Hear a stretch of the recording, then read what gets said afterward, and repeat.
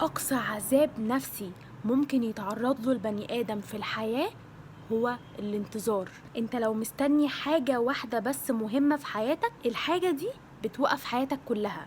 تفكيرك بيقف، اي حاجة انت عايز تعملها بتسيبها، بتفضل قاعد كده حاسس بشلل، مش قادر تعمل حاجة، بتحس ان انت عجزت، عاجز عن التفكير في اي حاجة غيرها، عاجز عن الحركة لحد ما الحاجة اللي انت عايزها تحصل عشان تقدر تقوم تتحرك ويبقى عندك طاقة تعمل حاجة، عاجز عن النوم، حاسس ان في حاجة متحكمة في تحركاتك كلها، وكل ده لمجرد ان تفكيرك مشغول بحاجة مهمة انت مستنيها. فالانتظار هو اكتر حاجة متعبة نفسيا للبني ادم، لانها بتوقف حياته كلها. في مثل بيقولك لا يموت الانسان في السجن من الجوع او الحر او البرد او الضرب او الامراض او الحشرات، لكنه يموت من الانتظار. فحاول دايما لما تلاقي نفسك هتدخل في